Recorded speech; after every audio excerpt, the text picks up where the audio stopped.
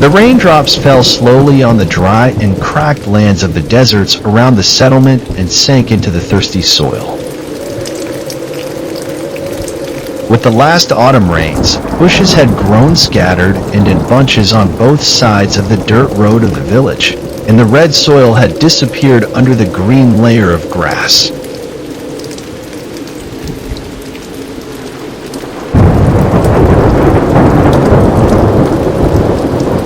The sun shines with bright and burning rays on the red soil of the desert and the thorny bushes and grasses. It was autumn in the last days of the month, and the heat with a little humidity had created pleasant weather.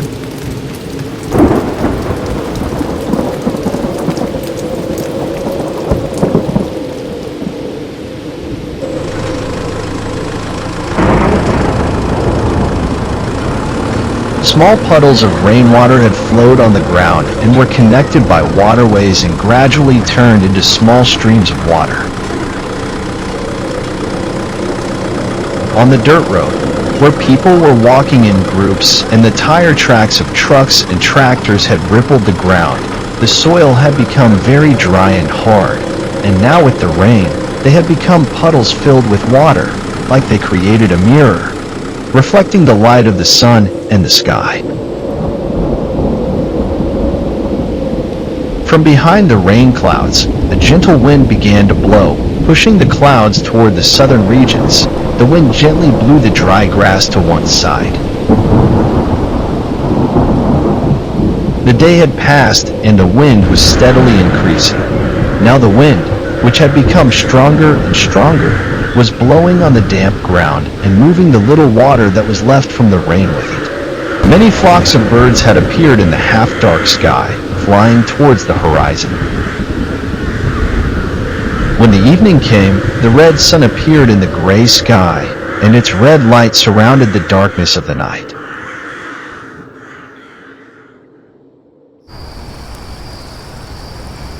Finally, the darkness of the night cast a shadow over the deserts and mountains, and the sky became dark and blue.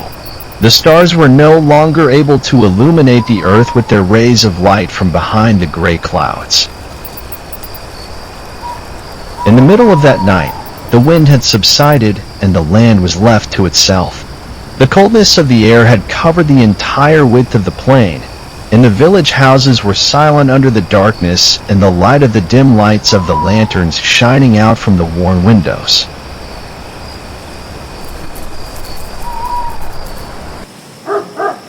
Now and then the loud sound of a cricket or the loud sound of a dog barking breaks the heavy night silence of the village. Now the cold was equally mixed with the air, and the wooden doors and windows of the village houses were hardly sealed, and the villagers covered the gaps between the windows and doors of their houses with cloths and pieces of woolen felt. People were leaning against the wall next to the dim lights of lanterns in their houses, drinking tea and listening to the sounds coming from outside the window. The women were sitting next to their men and were preparing the dinner table for them in silence. The children were impatiently sitting next to the dining room, and sometimes they sneaked their fingers into the pot to taste the food. Soon the sound of truck wheels broke the silence of the village. A large cargo truck stopped in the village square right next to the old willow tree. From the end of the exhaust pipe of the car, thick blue smoke came out and quickly spread around.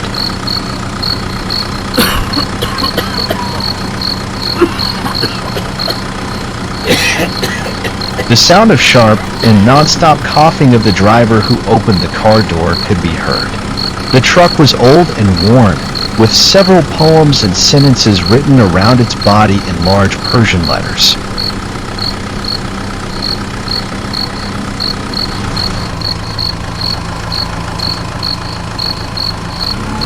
The car radio was on and loud music could still be heard from it. The man was wearing an old suit and took out a piece of filthy handkerchief from his pocket and wiped his hands with it.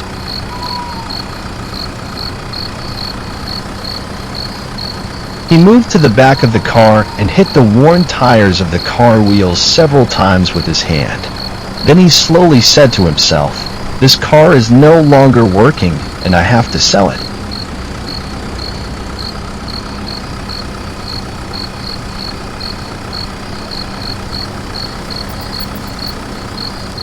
The driver stopped for a moment. He took out a cigarette packet from his pocket and smoothed his cigarette slowly and skillfully. Then he set it on fire and threw a match on the ground. All the man's clothes were old and tattered, and his gray-brimmed hat was so dirty that its brim was covered with a thick layer of pus and oil. The man's suit was made of cheap blue cloth, the color faded under a layer of oily black soot. He was also wearing old leather shoes with folded heel edges. After a few moments, the man got on the car again and sat on the car seat and slowly turned the switch. The car engine stopped moving with a strong vibration.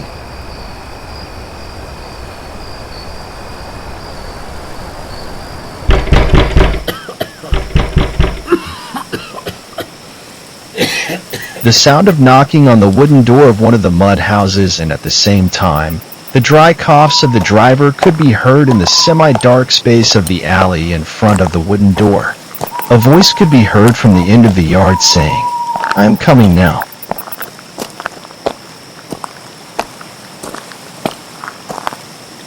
After a moment, the old man with a wheat-like face, with prominent bony cheeks and deep lines on his forehead surrounded by a white beard and mustache, opened the door of the house a little. The old man looked at the driver with narrowed eyes and said, "Hello, Husheng. Where were you when you came at this time of night?" The driver turned around in a distressed manner, wiped the sweat from his forehead and chin with his hat, and said, "Hello, Squire Mashallah." The old man moved a little in front of the door and invited the driver into the house with his hand. "Welcome, Mr. Husheng."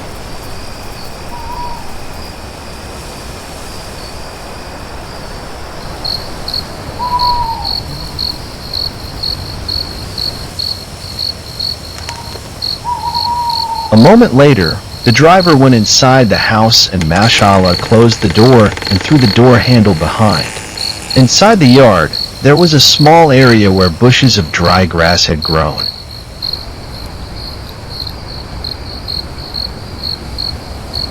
In a corner of that house, a small mud house whose walls were made with raw clay, straw, and mud could also be seen. The windows overlooking the courtyard, which were partially covered with cloth, and the weak light shining from the oil lantern from inside the house.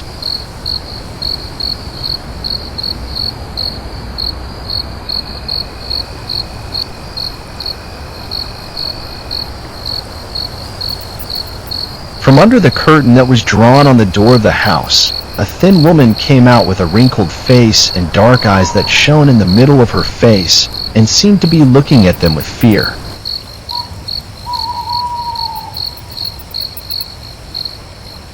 When the petite and trembling woman came out, she stood straight and greeted the truck driver with a tone of kindness and kindness. Then he stepped away from the man and with his bony and wrinkled hands, pushed aside the curtain with his hand.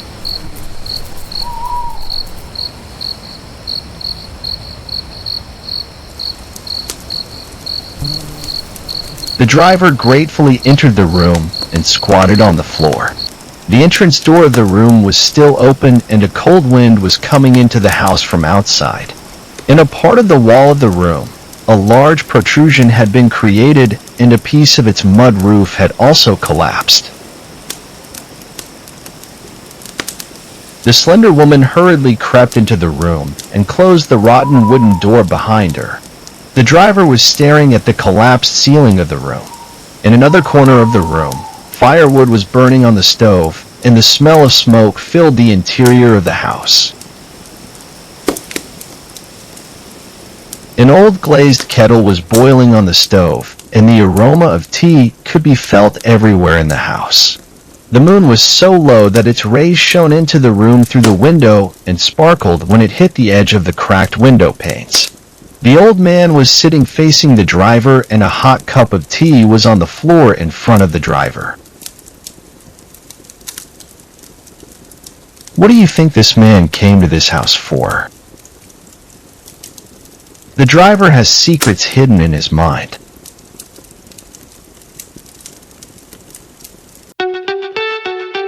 This story is based on reality. We continue to move towards the area where these events took place. If you also want to see the continuation of this real story, we suggest you subscribe to the channel to be informed of the next video. Dear friends, making a video is a very difficult and time-consuming task. Thank you for supporting us by liking the video. What's up is down, what's left is right. Chasing stars and holding you. I can't see the end, but we'll see it through.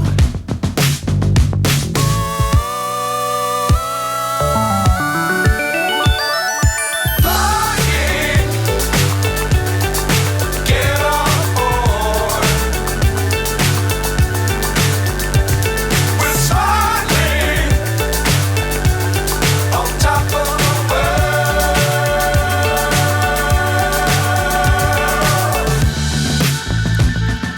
Dangerous times, don't fly too high. Be sure to keep the ground in sight. Fly forever if you keep it tight. Love the world, but keep the sky on your mind. Flying, get on board.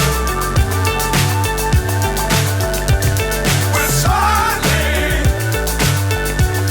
on top of the world. Flying, get on board. We're smiling on top of the world.